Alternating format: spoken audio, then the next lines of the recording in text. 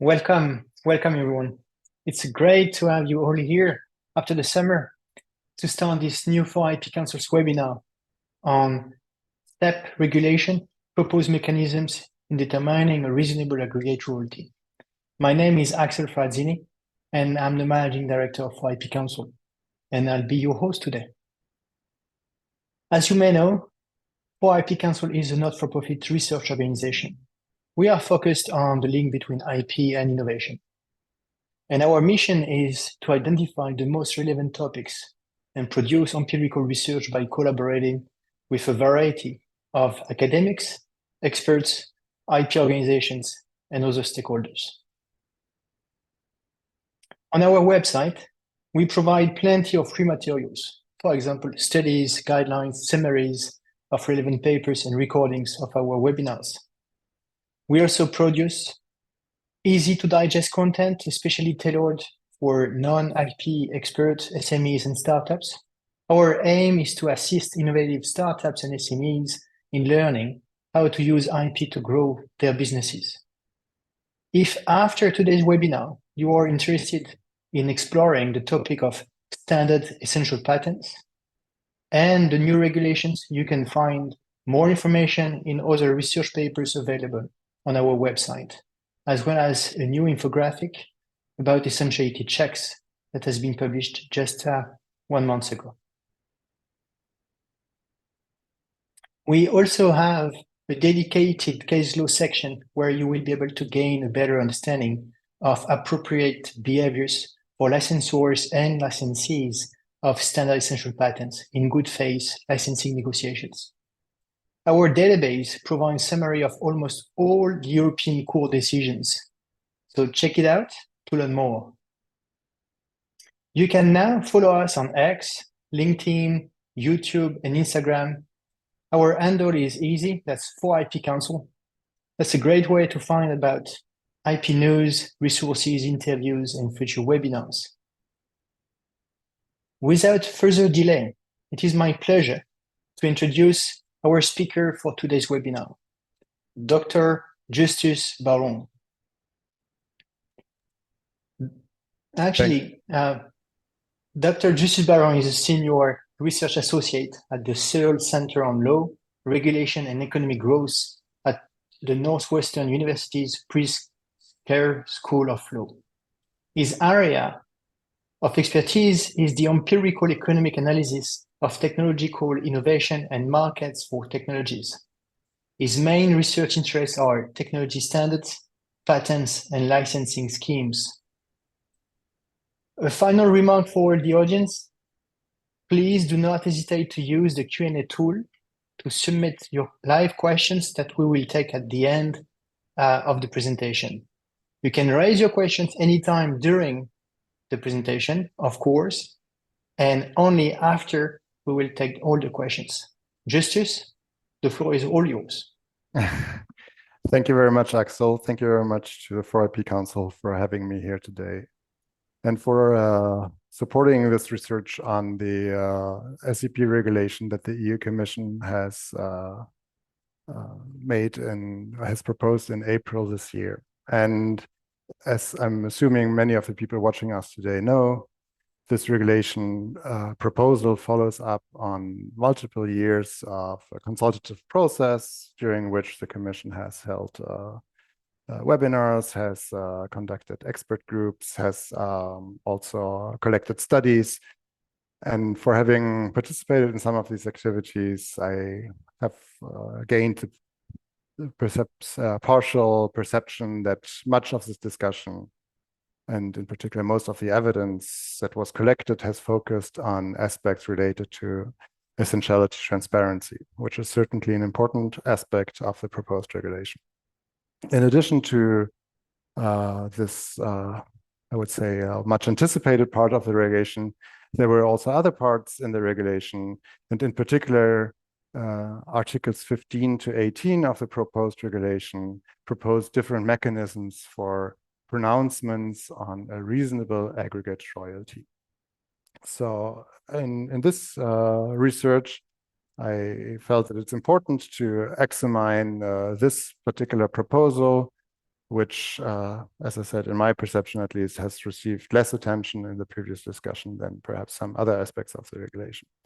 So what I'm going to do in this short presentation is that I will try to walk through the problem assessment, meaning assess the necessity for such a proposal, a little bit of an impact assessment, trying to think about the potential economic impacts that the proposal might have if it is adopted as it is currently proposed. And then finally, a broader policy assessment, meaning in particular how this proposal interacts with geopolitical considerations, and also to what extent this proposal is complementary with other policy aims and goals in other parts of the regulation. So let's start with the problem assessment, and I'm here basing myself quite closely on the impact assessment report that the Commission has published alongside with the draft regulation proposal.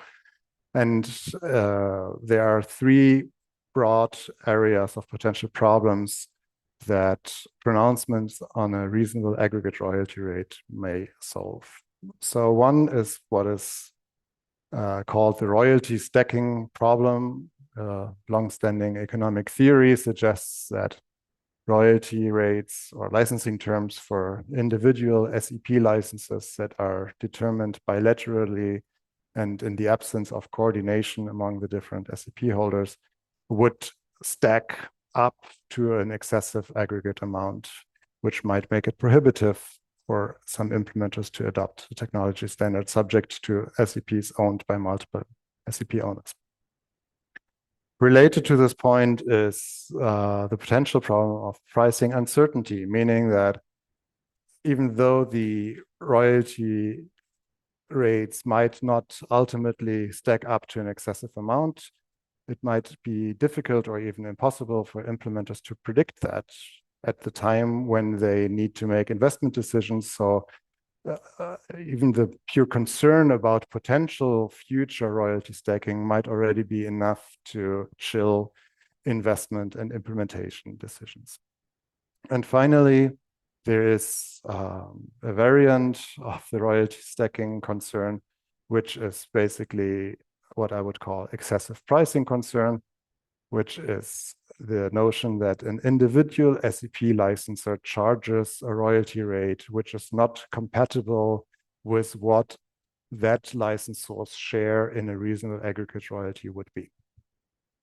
And these are the three potential areas of problems that the Commission addresses, and I'm gonna look a little bit at the state of the evidence on each of these three areas.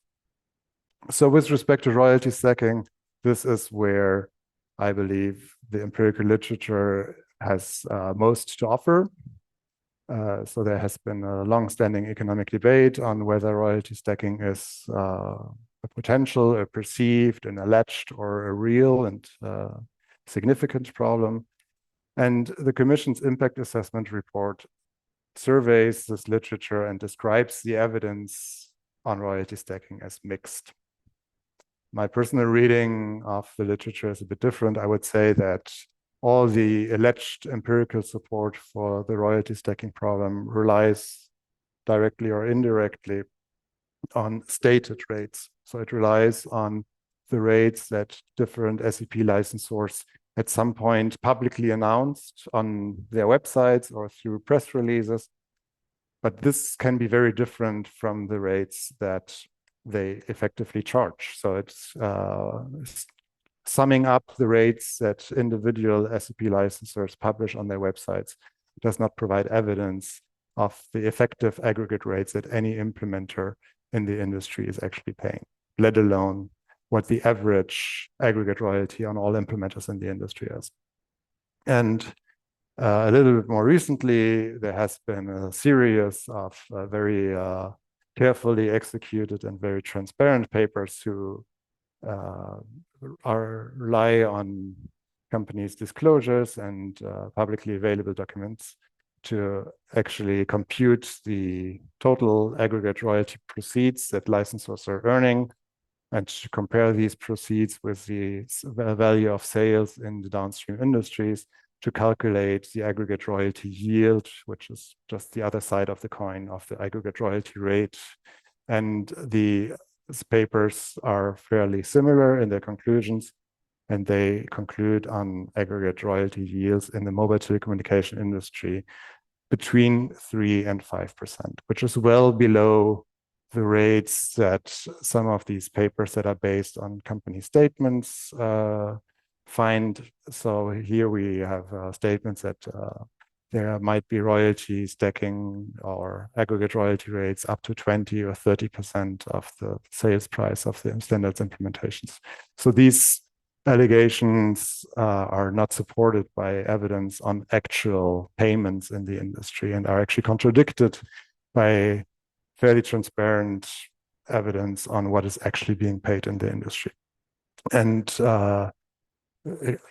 the next point, the next potential area of problem is fairly related to that. It's this notion that companies might not know in advance what the average or the aggregate royalty cost related to their implementation of the standard is going to be. And this uncertainty in itself is perhaps a bigger problem than the total costs that they will eventually face. But obviously, in order to really discourage investment decisions, it would need at least to be plausible for companies to expect that these royalty rates might stack up to an excessive amount, meaning might stack up to an amount that would make it unprofitable for them to invest in that standard. If, as we have observed in the data, the industry average rates are in the range of 3 to 5%, then at least for significant standards that significantly contribute to enhance the value of a standard, it doesn't seem particularly plausible that it would be sufficient for companies to discourage them from implementing the latest generation of technology standards just because of this concern that they might have to pay somewhere in the range of 3 to 5% in royalties. But the other argument is, okay, but then there are other standards which are innovative, which add value, even though they might not be as significant as, let's say, 5G for a mobile phone. And there are certainly examples of that where companies are at the margin. So there's kind of, let's say, the marginal standard where the implementer really has meaningful choice between either not adopting a feature at all or adopting the feature, or between adopting a specific feature versus a royalty-free alternative feature. But what we also observe is that in such cases, the licensors have incentives to offer earlier information to these adopters to actually encourage investment decisions. So when we see these much delayed announcements or these much delayed clarification what the prices are, this tends to be in those areas in which the profit margins are particularly large. Overall, and this is perhaps the most important point, we see no clear conclusive causal evidence that SEP licensing uncertainty has a meaningful impact on the rate or the pace of standard implementation. This is obviously different from saying we have evidence that there is no such effect. So we are pretty clear, or in the work that I have done with co-authors in the study supporting the Commission, we are pretty clear that we are saying that evidence is inconclusive. So we are not saying that such negative effects do not exist or do not arise, but we at least say it's not clear and we haven't seen any convincing causal evidence that it does exist. And the descriptive evidence on the state of innovation, the state of use of standards that are subject to large numbers of potential SEPs is at least such that it doesn't make it particularly plausible that this is a very significant problem. Finally, and this is basically the notion that the Commission then chooses in order to support the need for its proposal, is what I would call a redefined royalty stacking concern, which is the notion that it might very well be that implementers end up paying aggregate royalty rates that are below a level that we could call excessive. But this is because some SEP licensors do not charge anything at all, or some SEP licensors charge significantly less than what they would be entitled to charge, whereas others overcharge with respect to their fair share in what would be a reasonable aggregate royalty. So there's certain things to be said about this. First of all, it's obviously clear, and it's not a secret that over the many years in which SEP licensing disputes have been brought to court, that there are many instances in which licensors have made royalty requests which were then ultimately judged to be excessive. So it's something that is not a surprise that there are instances of excessive royalty requests from individual licensors. It's not that clear cut that this is a social welfare problem, because the royalty stacking theory has very clear welfare implications in the sense that if it is true that the aggregate cost of implementing a standard is excessive compared to the benefit, then some implementers will make less use of the most advanced available technology, which deprives consumers of valuable choice and valuable products. And that has a negative social welfare effect, which reduces profits for all members of all parts of the industry.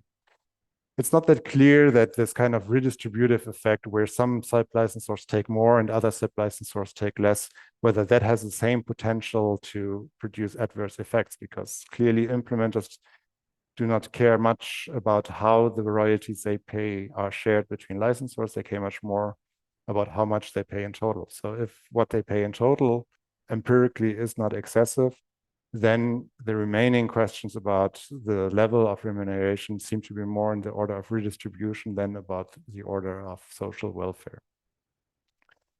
The next question is whether the standard that implicitly is being defined here by saying that every company, every licensor should get exactly its fair share of a reasonable aggregate royalty, and if many of these reasonable aggregate royalty shares are not collected, then all these uncollected royalties should be entirely to the benefit of the implementer. So it's not clear that this is actually a viable outcome, because it might very well be that the aggregate royalty is defined such that it is sufficient to sufficiently compensate the SEP holders for their R&D investment, but that the effective aggregate royalty, which is much lower than this reasonable aggregate royalty by consequence of the fact that many of these potential royalties remain uncollected just because of how difficult it can be to negotiate and enforce these SEP licenses, that this effective aggregate royalty would then also still be sufficient. So it might very well be that it's actually, from a welfare point of view, necessary that in some instances, SEP holders collect more than their fair share to make up for the other instances in which they are not able to collect their fair share. So overall, the existence of individual instances in which individual SEP holders overcharge seems insufficient to justify a proposal in which the aggregate royalty would need to be defined in order to determine every single SEP holder's royalty requests. So overall, the problem assessment is at least unclear, and at least the stated problems are either not sufficiently supported by empirical evidence, or they don't seem to be conceptually supporting the regulatory proposal. We can then go on to the impact assessment and ask the question, if the regulation is adopted as proposed, what would its likely impacts be? And I think it's appropriate to divide this assessment into two parts, where the first part would ask what kind of reasonable aggregate royalty pronouncements would actually be made, because the impacts that these reasonable aggregate royalty pronouncements would have is a consequence of the type of statements that are made.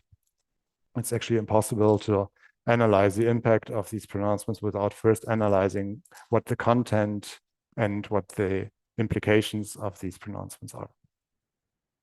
So there are two different basis upon which to think about or predict what kind of statements would likely be made. The first basis is experience from existing or past statements that are similar in nature to the ones that the Commission has in mind. So there has been a period in the early 2000s when multiple companies coordinated efforts to jointly make pronouncements about what their views are about a reasonable aggregate royalty level for a particular standard and a particular generation. And these statements were actually statements made by what at the time were major SEP licensors. And even though these statements were very carefully crafted and worded as being descriptive or predictive statements, meaning that it is our current expectation that if everything holds as it is currently shaping up, then the rates will be in the range of. I think that it's clear that nobody read these statements as an objective and neutral description of empirical facts, but people thought or saw the value of these statements as being a reassurance that certain licenses were providing to implementers that they would charge royalties that were roughly consistent with these pronouncements.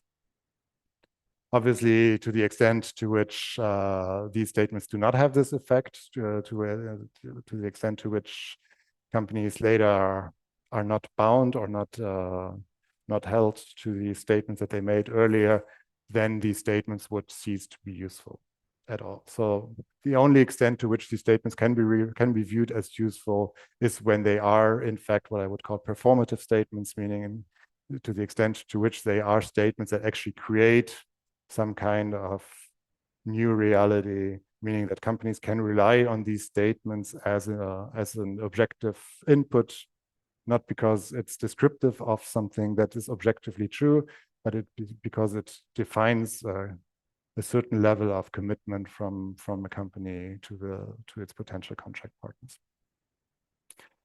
But on the other hand, these statements, so on one hand, these statements of this nature, they have a clear basis in what I would call a cognizable economic theory. So it's an economic theory that is internally consistent without necessarily being supported by economic evidence.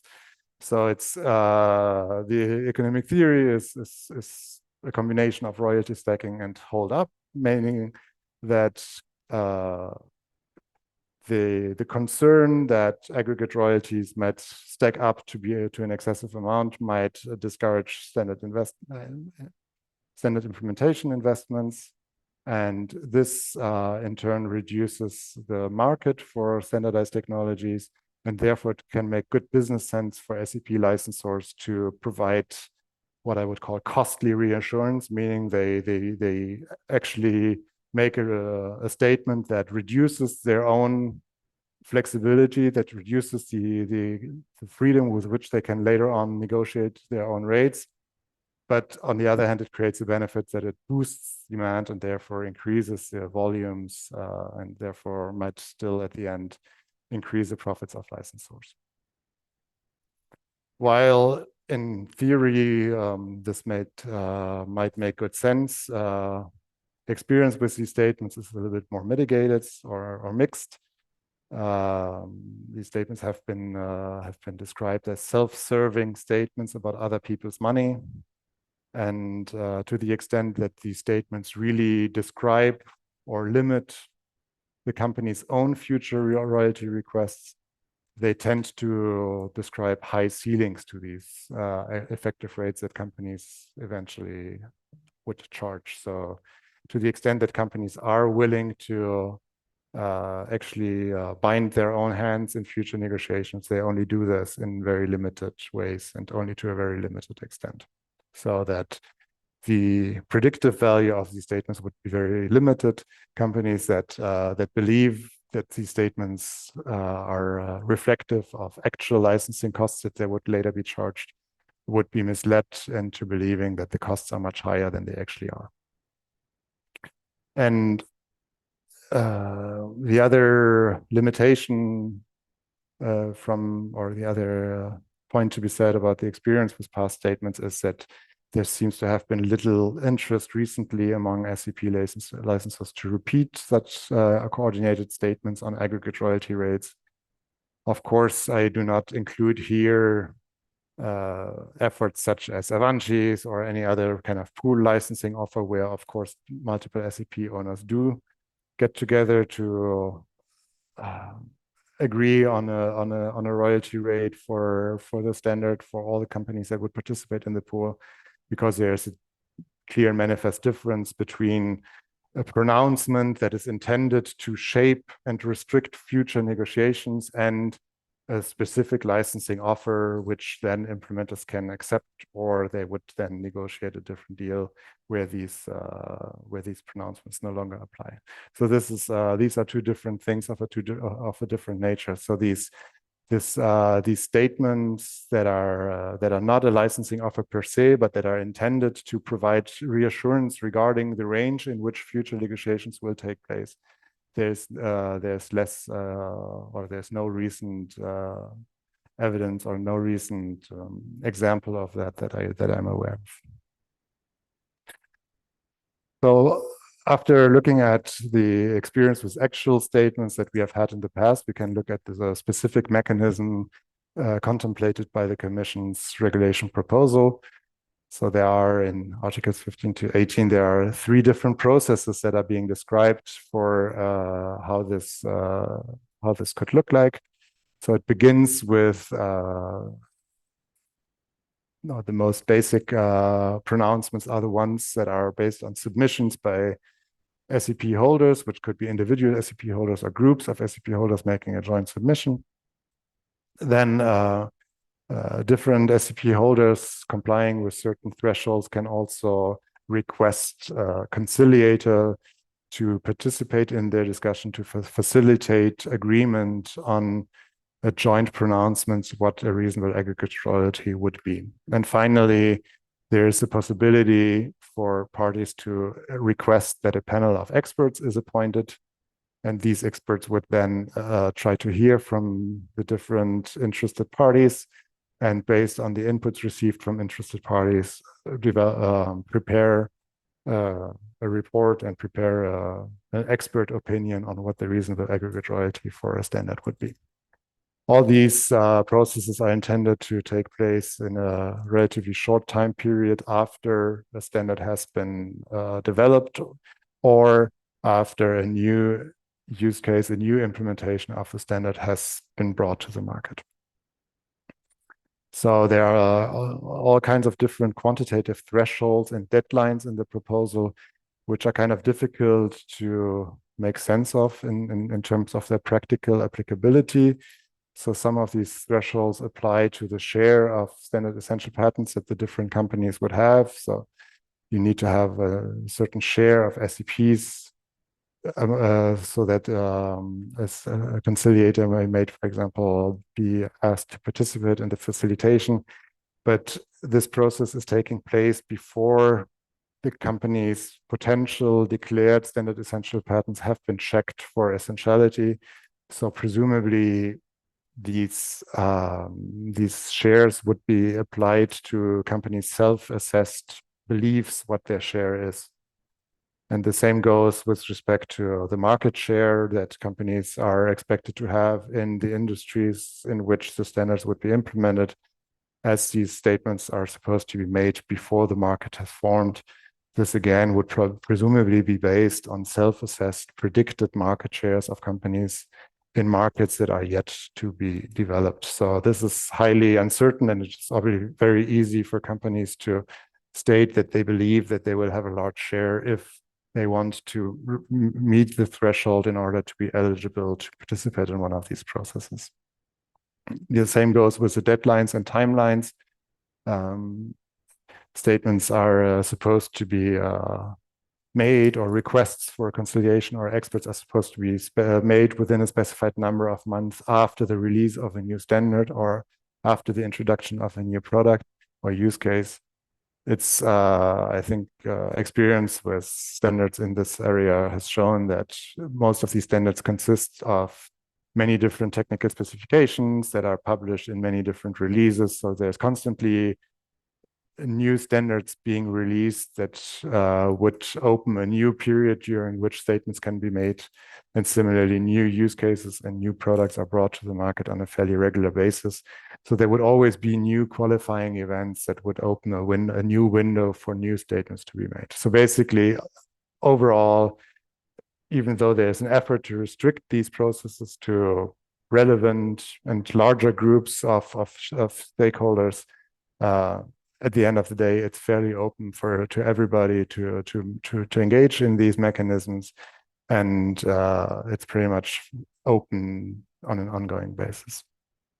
One aspect that stands out to me is that the process is, even though it is intended to collect statements from SEP holders about what their view on the reasonable aggregate royalty rate is, it does not specify that it seeks statements from SEP licensors.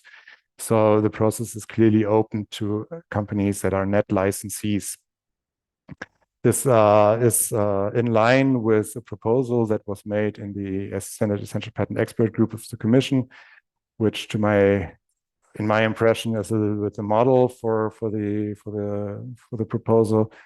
And but in that proposal, it was clear, and the distinction was clearly made between licensors and licensees. And there were an effort, it was contemplated that efforts would be made to discourage statements from groups consisting of either only licensors or only licensees. So there's no such effort here in the regulation proposal. So it's clear that there could be statements that are exclusively supported by companies having an interest in bringing rates as far down or as far up as possible. And so after having exposed or having presented the basic tenets of this proposed mechanism, we can start asking questions or raising some doubts regarding its viability. So for me, the first question that comes to mind is what is the proposed value or suggested value of statements about the reasonable aggregate royalty from companies that are net licensees? So similar to net licensors, these are companies with a clear business interest in the royalty rate, so they are not an objective source of neutral information. On the other hand, they can also not make meaningful performative statements about maximum reasonable aggregate royalty rate, which would provide significant reassurance to another side of a negotiation. So if a company says, I believe that I should be offered licenses that cost no more than that, without saying that they also believe that they should be held to pay at least this amount, this is not a commitment in any kind of way. It's just a request that the other party complies with their wish. And it's not clear to me what such a request would do, or what the believed value of such a request is. Similarly, it's not clear how net licensors and net licensees could negotiate in a meaningful way over a maximum aggregate royalty rate. So you could imagine that a group of net licensors propose that the reasonable aggregate royalty rate should not exceed 20%, and then a group of implementers says, but we believe that the reasonable aggregate royalty should not exceed 2%. And then a negotiation would basically say, oh, then the licensors offer that, okay, we may bring it down to 15 if you bring it up to 5 on your end, but there's limited value to the SEP holders to have to see the implementer side or the net licensee side agree to bring their maximum aggregate royalty rate up to 5%, because it's not a commitment from these companies that they would actually accept a licensing offer at 5%. It's just a statement that licensors should offer statements that do not exceed this level.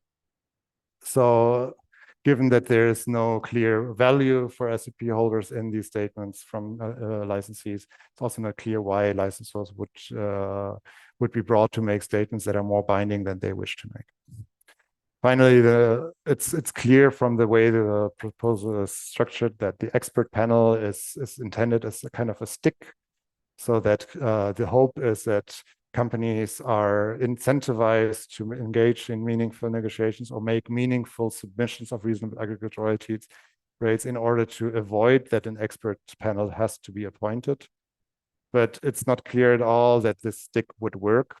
First of all, because it's not clear that companies would care as much about an expert opinion as they would care about the pronouncement from the company itself, that the company itself believes that royalty rates should not exceed a certain amount, which could be interpreted as a commitment, whereas even an expert panel's opinion would always be only an opinion. And finally, it's not clear that the prospect of an expert opinion would actually would lead companies to make more informative or more reasonable statements, as opposed to making even more extreme statements in order to sway the expert panel or to sway ultimately public opinion. So if we return to an example of a group of net licensors who wish to make a statement that the aggregate royalty rate should be 20, but then they anticipate that there's also a group of implementers that will say, or net licensees that will say that the aggregate royalty should be 2. And then they're concerned that an expert panel on the basis of these 2 opinions would come out with something like 8. Then they say, okay, why don't we say 50, so that between 2 and 50, they come up with 20, which is closer to what we think is good. So the prospect of having like a neutral third party intervene at the end might even lead companies to make even more extreme and less reasonable submissions. Okay, so after this, we can turn to the impact assessment, and here once again turn to the impact assessment report for inspiration or for structure. And so the Commission contemplates 3 different types of positive impacts that this proposal might have. It might increase the predictability of prices. It might overall reduce the cost of SEP licensing negotiations, meaning the transaction cost, and it might thwart the potential for excessive pricing, be it excessive aggregate or excessive individual SEP royalty rates. So these 3 potential benefits are related to, even though distinct from, 3 different functions of the reasonable aggregate royalty pronouncements. So these could basically work as a forecast where experts try to predict in a neutral way what the future will be. It could be an objective indication of what, based on objective data, the friend level would be. Or it could be some kind of pronouncement that has some kind of binding effect on parties, either because it is a commitment from parties and then parties are bound to their own statements because they constitute binding commitments, or because it's a non-binding expert opinion, but indirectly courts give sufficient value to that non-binding expert opinion so that it becomes indirectly binding, because courts' pronouncements will then later on be based upon these expert opinions. So it's these different effects, in order to understand how they materialize, I think it's useful to distinguish between effects on licensing costs and then effects on royalty levels. So effects on licensing costs is basically effects on transaction costs, holding constant the level of royalties that is exchanged between parties. The impact assessment report predicts that overall the proposal would have or produce very significant licensing transaction cost savings at a level of 20% of the total cost of negotiating an SEP license. And the way that this apparently is supposed to work is that the availability of an objective indicator of aggregate royalty make it easier for parties to converge on an agreement, and so make it less necessary for parties to make their own efforts, either their own efforts in figuring out what the aggregate royalty could be, or it might make it unnecessary for companies to do other kinds of assessments, which potentially might be even more costly. I don't view these analyses as particularly plausible. I think that there's no empirical evidence to suggest that assessments of the aggregate royalty are such a very significant cost factor in current SEP licensing negotiations. So 20% of the total cost of negotiating SEP licenses, that would probably sum up to several hundreds of millions of dollars or euros per year in the world. I think that if there was such a huge industry for pronouncements or for statements about the objective or for producing objective indicators of aggregate royalties, I think that this would be widely known, and in particular to the economists who are working in this field. So the other thing is that it's the most widely used method, which is comparable licenses, is indeed a costly method, but it would still be necessary to produce comparable license analysis. And just even if we could solve one part of the friend determination through a top-down approach using a reasonable aggregate royalty, we would still need to ensure that every licensee is receiving a licensing offer that is not discriminating against this particular licensee. So it does not replace the need for comparable licenses analysis. And finally, even if this proposal might produce objective indicators of an aggregate royalty that parties choose to rely upon, the top-down analysis continues to be very costly, because one of the most costly aspects of top-down analysis is the apportionment part, which is not solved by the present proposal. So overall, it's not clear at all that these cost savings, these very significant cost savings at constant levels of royalty payments, are achievable in any way.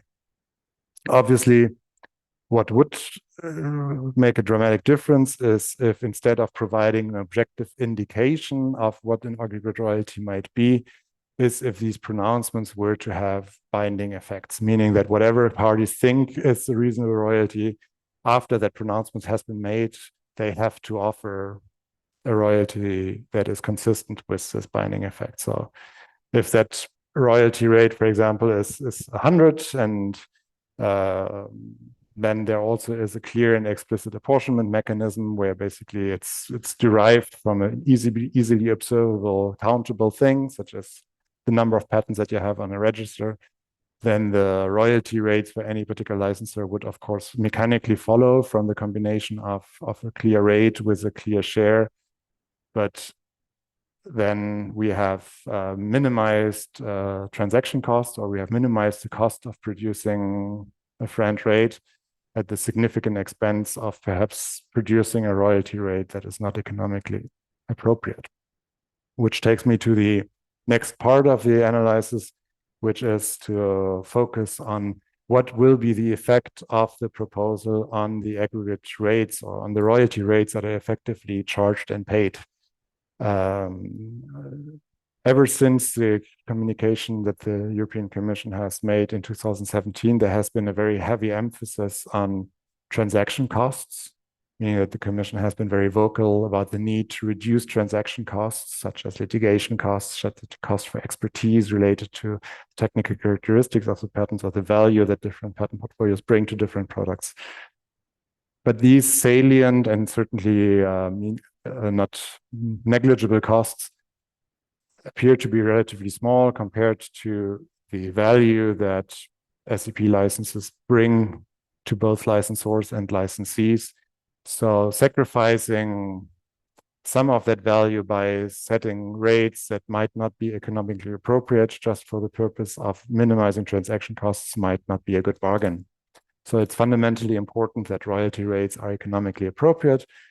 By that, I do not mean to suggest that we currently have royalty rates that are economically optimal in any kind of sense, but it might already be enough to say that the royalty rate structure that we have appears to be sufficient to allow both companies on the contributor side to participate in standards development and use their SEPs to return to produce a royalty revenue. And on the other hand, it doesn't prevent in a very large or significant way companies on the implementer side from using the standards. So it's not clear that that a dramatic intervention in the formation of royalty rates would preserve these benefits. It's in particular, I think it's very striking that no welfare analysis has been carried out to assess whether rates are currently excessively high or excessively low, which suggests that either the policy proposal is intended to leave rates intact at their current level, or, and what many commentators have observed, I mean, many of these policy mechanisms have the potential to lower rates, but it's not clear that many of these mechanisms, or it's not clear which, if any, of these mechanisms has the potential to increase rates. So overall, the proposal seems to be slanted towards lowering the rates, but then you have to ask what kind of welfare analysis this is based on, whether there is an implicit economic theory behind that lower rates would benefit society. Because of course, we all understand that lower rates are good in the short run because they reduce prices, but they are problematic in the long run because they also reduce returns on innovation. So it's not clear that we know which royalty rate level actually strikes the right balance, and it's certainly not clear that the proposal is based on an explicit analysis where we say, okay, we are currently at too high level, and the proposal gets us closer to an economically efficient rate. And even if we abstract from the difficulty to determine an efficient overall rate level, even the structure of aggregate of royalty rates might not be improved or be made more efficient by apportioning royalty rates for individual licensors from a single aggregate royalty rate. First of all, because it is important that aggregate rates are allowed to vary between different implementations of the same standard. The same standard might not add the same value to different products or to different use cases. And second, because in order to do this in a meaningful way, you really have to have a good method in place for apportioning the aggregate royalty among different SEP holders in proportion to the value that their respective patent portfolio adds to the standard. And this can in no way or shape be done by counting patents or counting contributions or counting any other easily countable things. And therefore, a top-down method should not be imposed in the absence of making some progress on the apportionment method. So after having assessed the potential economic impacts of the proposal, I would like to take a step back a little bit and focus on broader impacts, maybe beyond the purely economic impacts in the short run. And the first policy assessment I would like to offer is a policy assessment of the proposal in its global, almost geopolitical context. So it's from the letter of the regulation proposal, it's clear that the regulation foresees pronouncements on a global reasonable aggregate royalty level. So it's worth pausing a little and thinking about what that means. So does that mean that these statements that are produced by this EU-specific mechanism would set the rate for the rest of the world?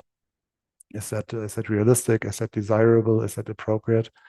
Or does it mean that licensors would effectively have to carve out EU-specific rates from their proposed rates? So meaning that we have a bifurcation in licensing negotiations, which currently tend to be global in nature and which certainly does not seem to have the potential to reduce transaction costs.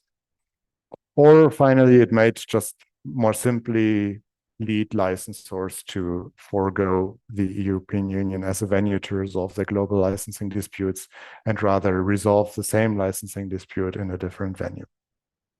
And looking at these three potential outcomes, I would say they're increasingly likely in the terms of the plausibility for these outcomes to arise. I think that there certainly is a potential that the proposal as it is currently crafted would shift SEP litigation or SEP licensing dispute resolution away from the EU.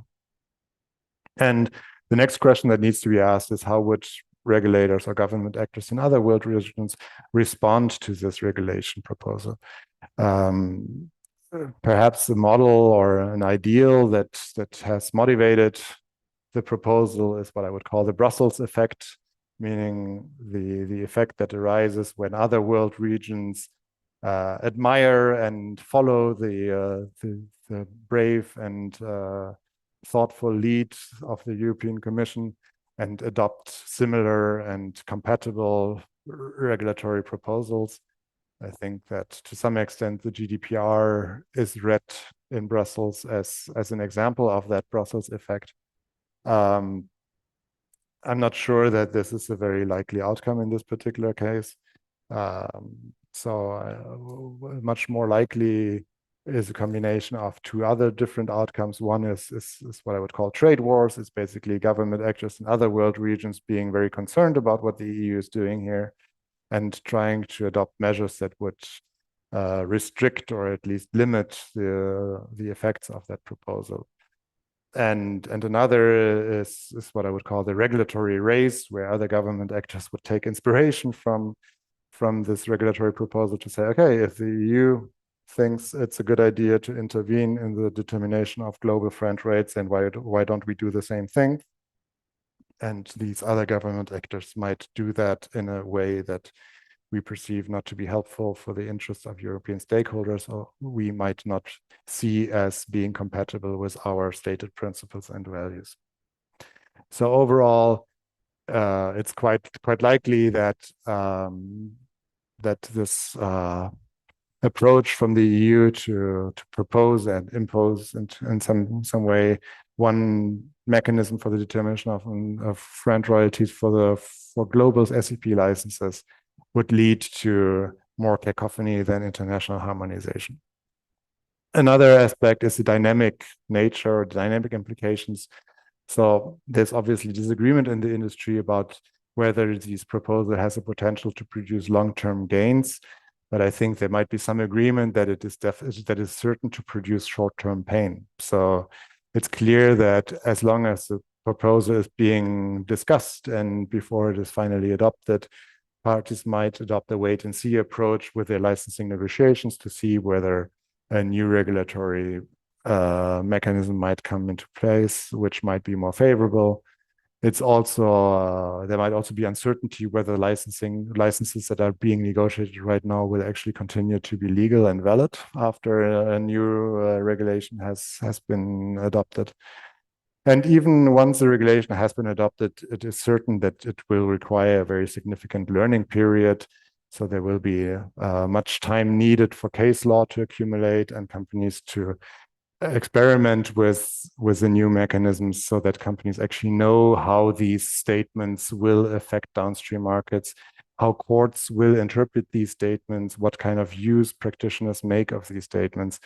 And only once that knowledge has accumulated, companies will have learned to make meaningful statements, and only then can we actually anticipate that these significant effects that the Commission predicts would materialize.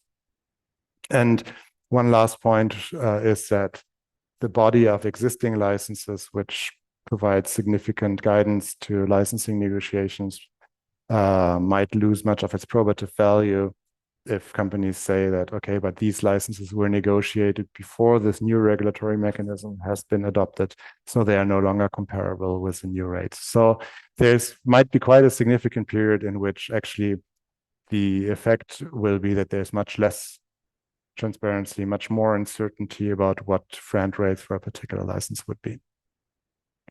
And more broadly, it looks to me that the proposal is, to a large extent, a travel back in time to a past fork in the road.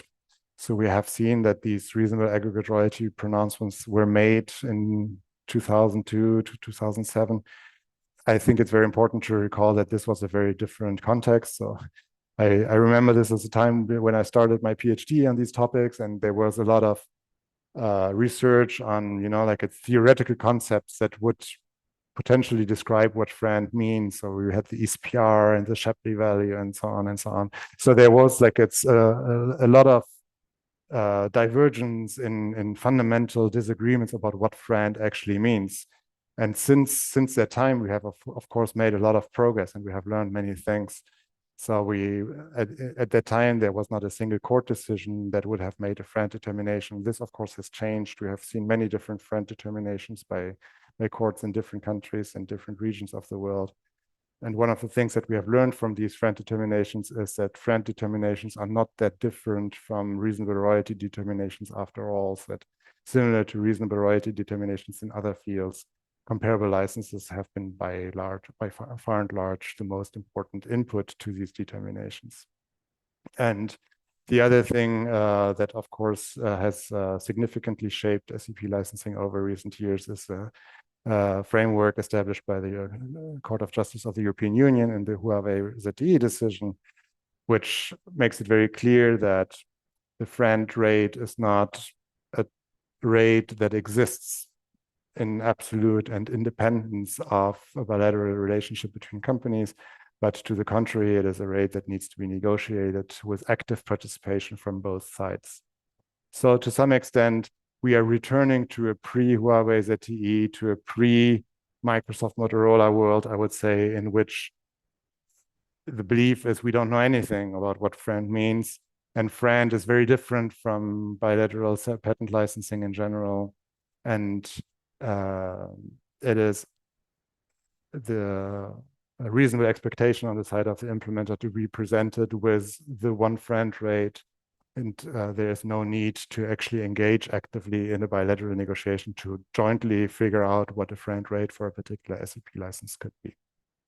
So the other thing to be said about this is that empirically, it seems that the progress that we have achieved over the recent years has been beneficial. So we see that empirically, the incidence, but also the scope of SEP licensing disputes seems to have decreased. So it's not clear that basically ignoring the significant incremental progress that has been achieved over the last years is doing what the Commission has often stated that it is intended, that its intention is to do, which is to make SEP licensing a little bit less dramatic, a little bit more predictable, a little bit more boring, so to say. I think we are actually returning to a situation that resembles more the situations that we had at the height of the smartphone wars, with a lot of big level disagreement about what is actually the meaning of friend, and reopening many of these very fundamental debates that we had. Whereas over recent years, we actually had seen a dynamic of gradually zeroing in on much more incremental points of disagreement. And finally, and perhaps one important last point to make is what is the role of this particular proposal for the overall SEP regulation? Do we actually need this particular proposal so that the other parts of the regulation can work? So there are these, I would say, these three important pillars of the proposal, which are SEP transparency, the friend conciliation, and then the reasonable aggregate royalty determination.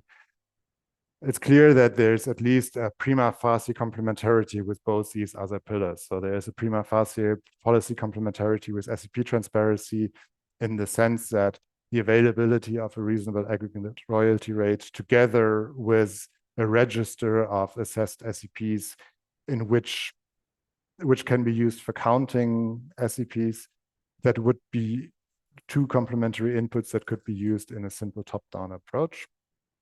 But I would be very disappointed if this is the outcome of the important work that has been done on essentiality transparency, because I think that essentiality checks do very little to improve the relevance of patent counting. I do not view this as a big promise of the essentiality checks. Rather, I think that the promise of the Commission's proposal regarding essentiality transparency is to return to a situation in which it is easier for stakeholders to identify the individual patents that are particularly relevant to them. This important function of SEP disclosure databases has been made almost impossible by recent trends, where we have seen dramatic inflation in the number of patents being submitted to these databases, in parts because Companies are concerned that they would otherwise be prevented from enforcing their patents if they don't very broadly over declare in order to make sure that they don't miss any potential essentiality relationship, and partly because these registers or databases are increasingly being used to count patents and measure companies' strength. So any kind of policy proposals that would be based on counting these assessed SEPs would basically further encourage this patent inflation, would further incentivize companies to over-declare, to overstaff these registers, and the checks themselves are not sufficient to prevent these, to counteract these incentives. As in particular, as we know that many of these checks are inherently uncertain and probabilistic. So the important policy goal, which is to create a leaner and cleaner database in which stakeholders can more easily identify relevant information, is not being helped. Quite to the opposite, it is undermined and imperiled by this proposal of an aggregate royalty pronouncement. With respect to the friend conciliation, it is also true that a conciliator, of course, may choose to rely on a reasonable aggregate royalty rate for any proposed friend determination for an individual SEP license, but it doesn't have to. And I believe that the experience with existing arbitration processes show that conciliators or arbitrators are perfectly capable of proposing friend rates based on other methods, such as based on a body of comparable licenses, or if need be, based on a top-down method where the aggregate royalty would not be based on pronouncements that companies have made before the market has formed, but based on actual economic evidence about the value that this technology standard adds, which of course needs to be based on price data that can only be available after the market has formed.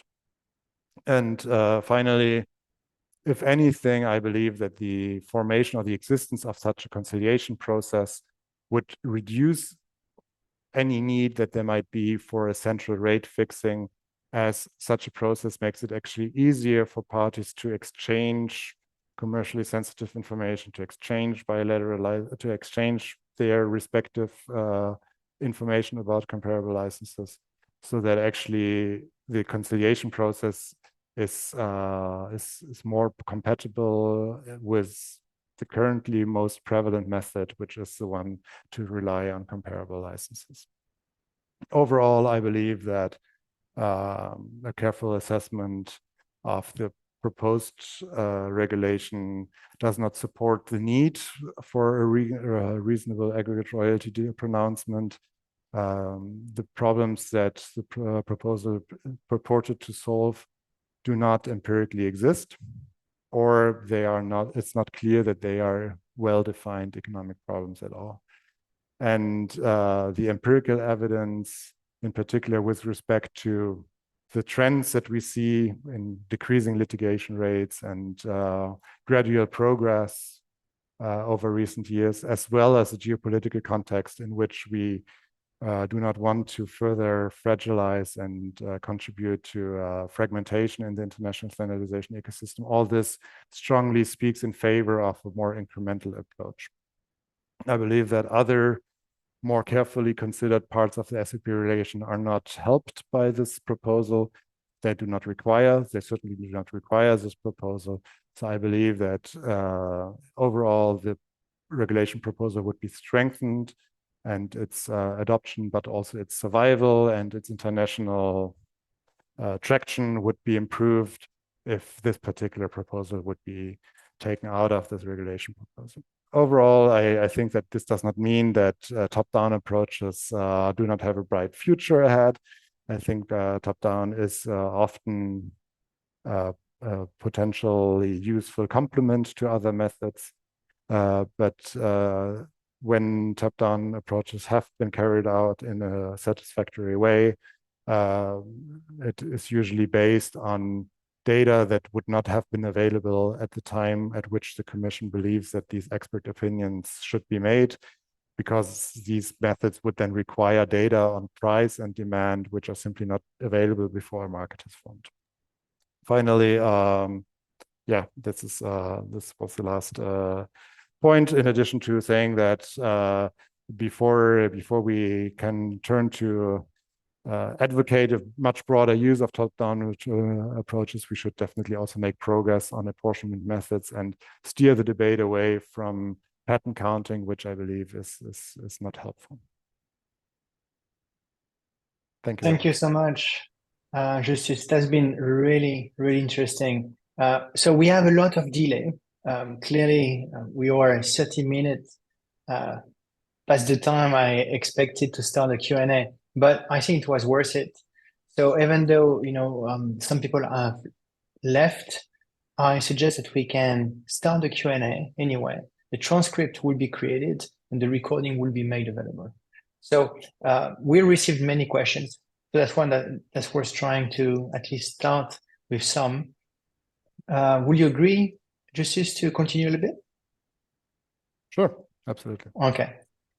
So the first one is, some believe that the European Union will benefit from such a regulation as the EU is a region of implementers. Will you agree with this statement? I think that I would disagree both in specifics and on a more general level. I would disagree in specifics because I think that it's based on a pure arithmetic where you say, okay, do we currently pay more than we receive from SEP licenses? And I think that this is heavily biased or heavily skewed by the fact that the largest recipient of royalty payments in the world is a US company. But I believe that this US company, Qualcomm, is not going to be significantly affected by this proposal because they do not rely on litigation in the EU to enforce their royalty rates. So if you take this one licensor out, the remaining licensors that will be heavily affected by the proposal in this group, this group is very heavily dominated by EU companies. So if you only focus on those licensors that rely on enforcing their SCPs in European courts, then I believe that European interests are clearly overrepresented on the licensor side. So this is a specific point where I would say that the proposal actually shoots the European companies that are currently at the table in the foot. And I think the broader and more important point is that we should not make this kind of industrial policy arithmetic at all. We should look at what is good for our future, what is good for the technologies that are to be developed 20, 30, 40 years from now, and starting to develop an industrial policy strategy that is more typical of developing countries, where we basically say we try to free ride on other regions' innovations.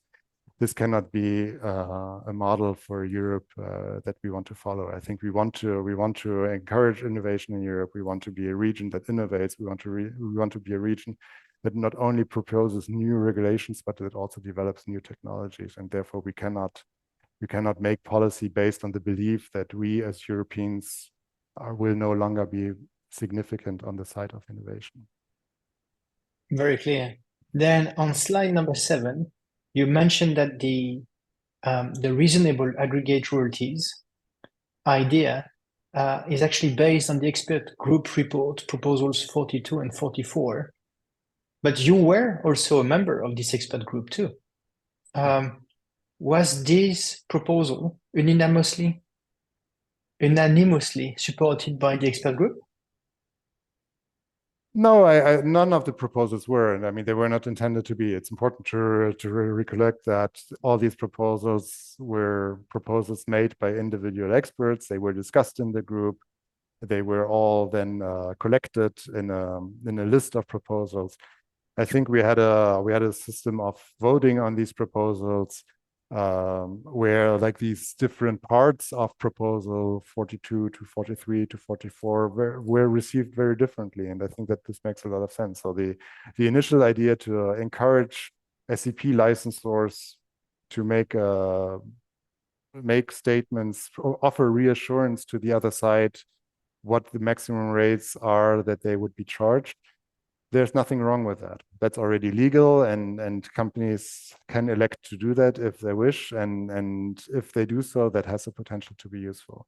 But then as we move forward in the proposal, and especially when it comes to the intervention of an expert panel that would basically take this decision out of companies' hand and say, okay, since you are not capable of coming up with a rate, now I will do that for you.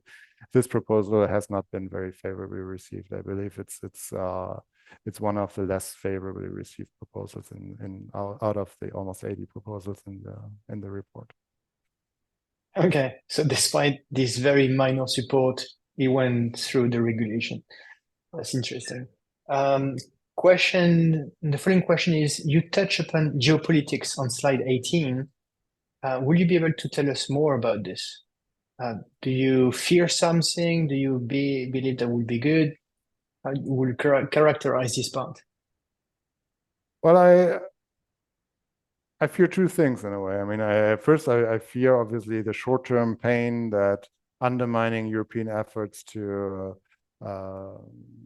protect EU companies' rights internationally would, in particular in the WTO with China. I mean, it's very difficult to square the position that on the one hand, we're upset with other world regions being insufficiently protective of European companies' patent rights, and at the same time, having a proposal of an administrative process intervening in the formation of prices for licenses. So I think that this will be the most immediate effect of the proposal, is to basically, undermine this effort. And the other thing, which I think is much more significant, I'm much more concerned about, is that we are already at a perilous stage in the standardization ecosystem. We still have a global standardization ecosystem to some extent, and we have a global SEP licensing ecosystem, but I think it's very clear that this is increasingly fragile. And now coming out from Europe with very assertive regulatory proposals. Okay, forget everything that is being done right now. From now on, we're going to do it this way. This is going to clearly drive a wedge between Europe and the rest of the world. And I think we as Europe have most to lose if this global standardization ecosystem disintegrates. I think we are way overrepresented in the international standardization ecosystem compared to our weight economically or technologically. I think it has served Europe extremely well, this international standardization ecosystem. So anything that would lead to international fragmentation is absolutely against European interests. And I believe that this current proposal, as it is drafted right now, has the potential to increase fragmentation. Okay.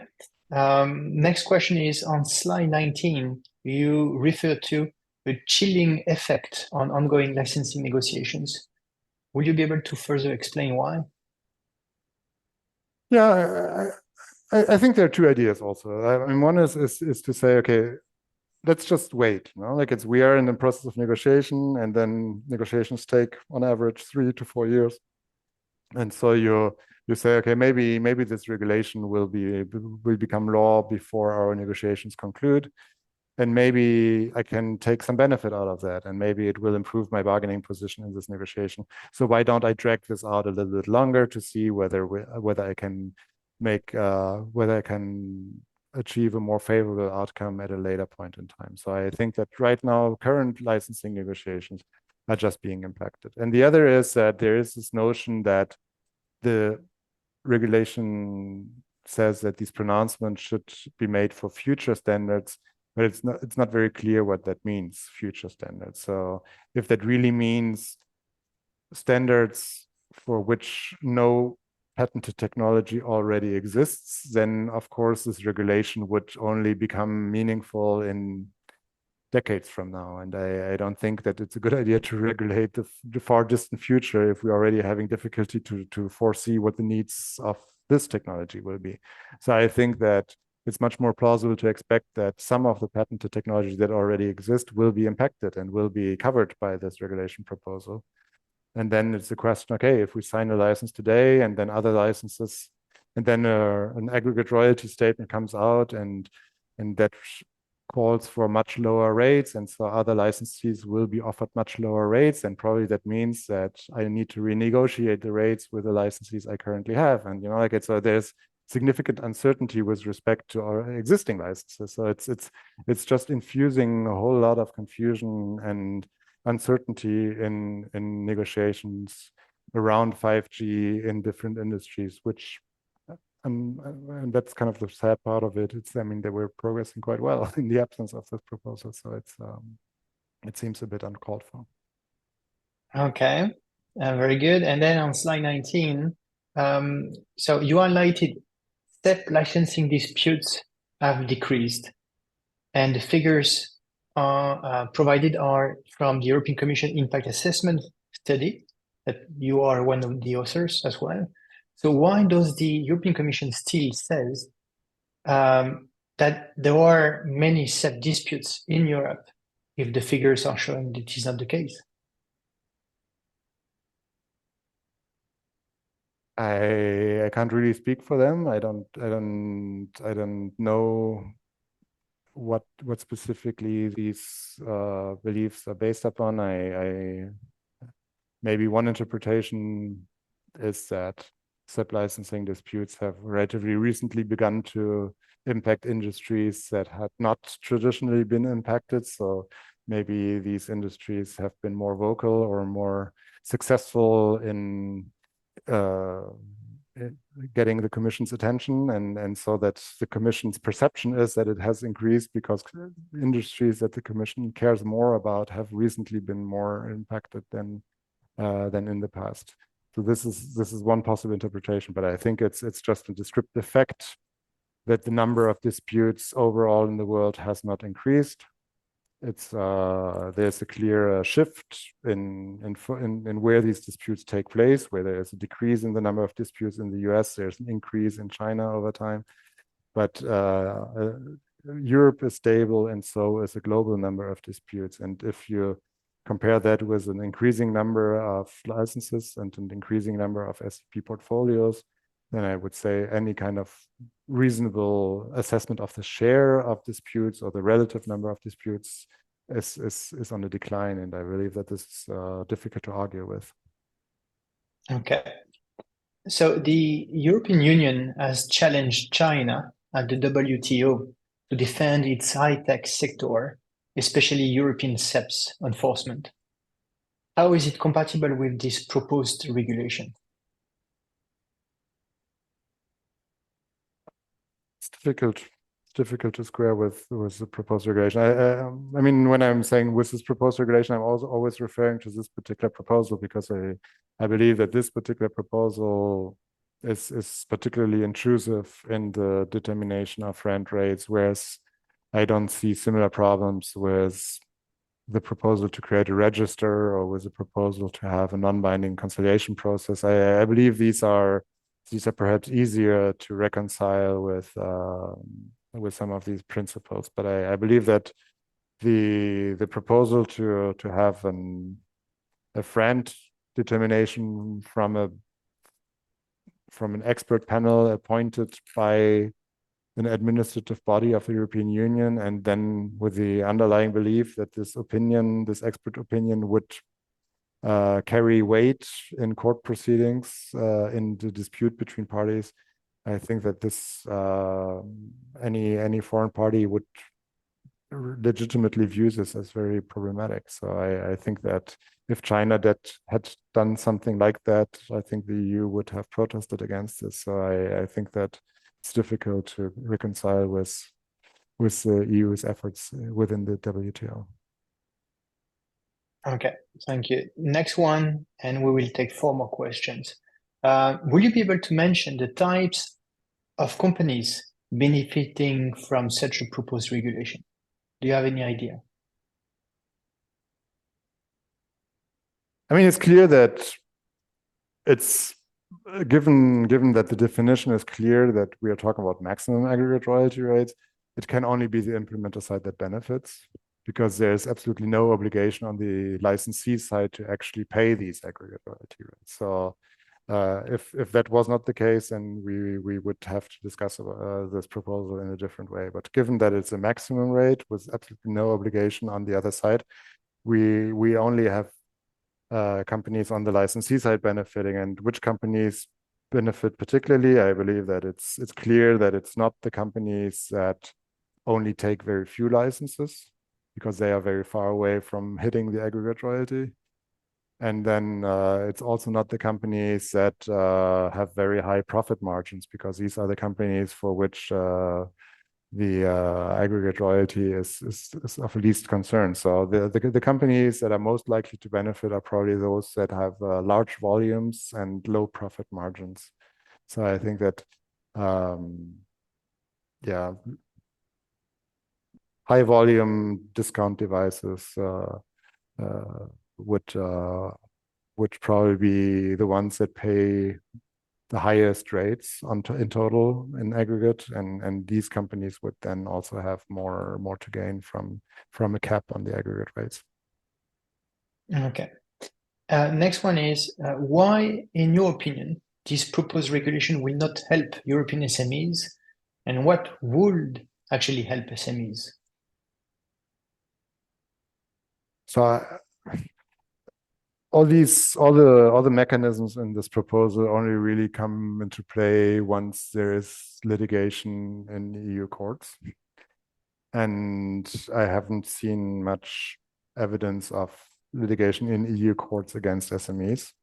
I just believe that there's very little assertion of SEPs against SMEs in EU courts, but also in courts more generally. And so this is the first comment. And then the other comment is I think that SMEs might benefit from more clarity, from more pedagogy in a way, and basically from really predictive and objective information. And this is something that could be provided and that could be produced, but I just don't believe that calling upon stakeholders to populate a database with their obviously partisan views of what the royalties rate should be, that this will be useful to companies that are new to this, or that need some kind of first insights, because these companies will view this and they will say, oh, well, there's so much disagreement here and there's so high rates, and then there's it's all over the place. And I think it's more of a distraction than anything else. So I think that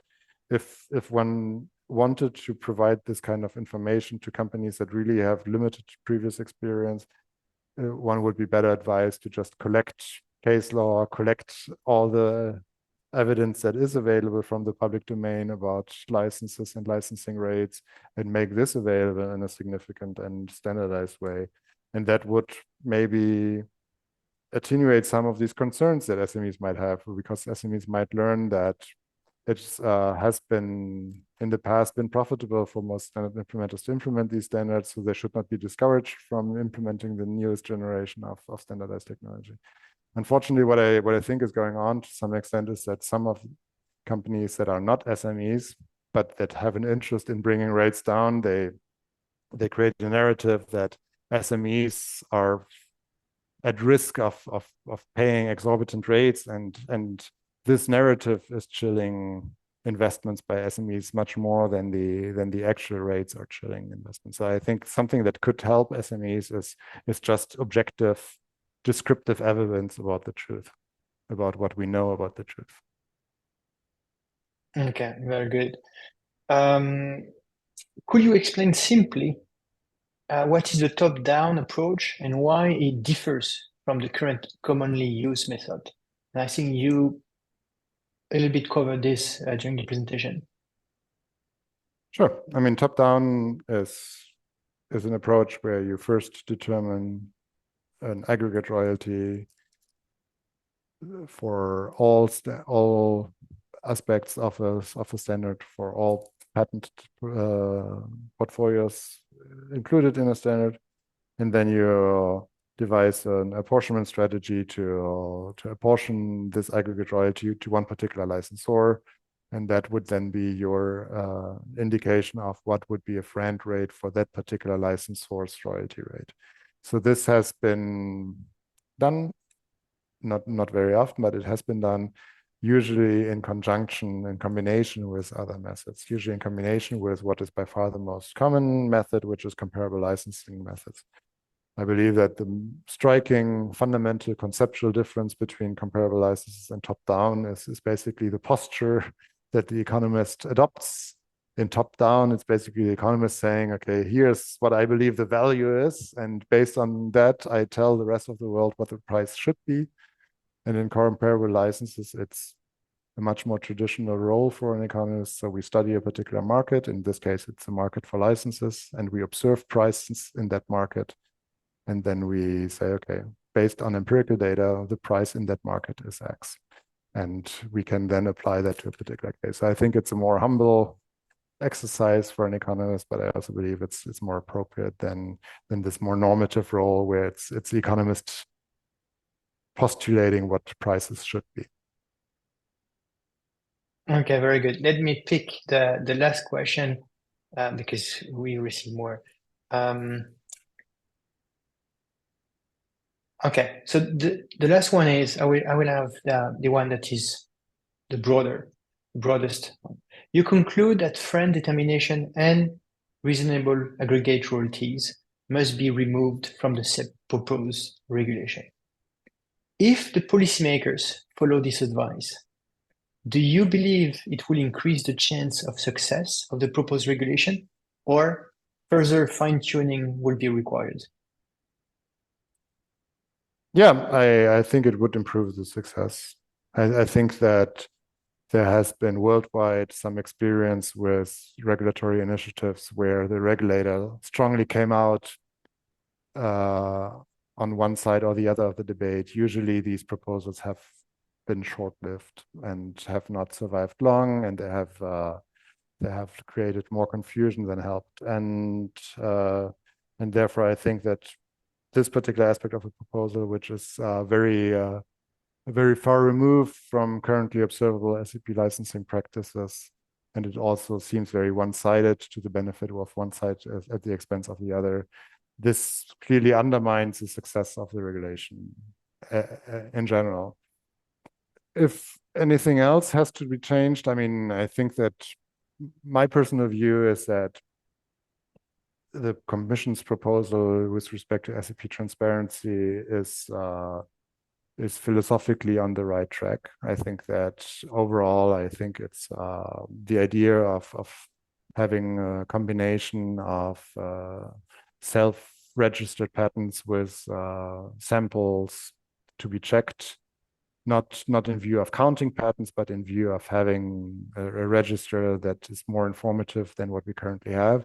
I think that this is the right philosophy. There's certainly tweaks, but I think that these tweaks can be done through implementing regulations after the regulation has been adopted. On the conciliation part, I think there's more work to be done. I think that there's a legitimate concern that this obligation to first consult a conciliator before being able to access court proceedings in the EU would generate a delay, and that this delay would produce or exacerbate holdout incentives. I believe that this would need to be addressed, this concern. But once this concern has been addressed, I believe there's promise in having a conciliation process that courts can choose to rely upon if parties do not agree with the outcome of the conciliation. So I think that if we focus on these other two aspects of the regulation, we improve the specifics of the transparency aspects through implementing regulations, and we address legitimate concerns with respect to the delay that potentially is generated by the conciliation. I think that it's potentially a proposal that might garner support from both sides of the debate, and that could be much more sustainable and also gain international traction in a way that would be beneficial. Okay, so maybe I could conclude that more time would be required. Clearly, that's not going to be possible in a rush. But now we are very close from the end of this webinar. I would like to thank you very much because you spent 90 minutes. You really provided a lot of information. To the audience, the slides will be made available tomorrow, the recording as well. And for the Q&A, we'll do a transcript, making sure the ones who left will have also access to it. So Thank you very much, Justus, for sharing your knowledge, your deep knowledge on this very complex topic. Thank you also for all of you who have participating and waited until the end. Again, I would like to remind you that you should not forget to register for the upcoming webinar that 4IP is organizing on October the 19th at 4, which will be about open source software and friend. Learn more about the governance and compatibility. That will be presented by Dr. Gregor Longus and Dr. Vilen Lipatov. You can find out more using the QR code on the website, as well as under the webinar tab on the website of 4ipcouncil.eu. Finally, I would like to remind you that you will receive tomorrow a short email asking for your feedback regarding this webinar. Finally, thank you very much again, Justus, for the preparation, the time you spent, and the explanation. Thank you very much and goodbye.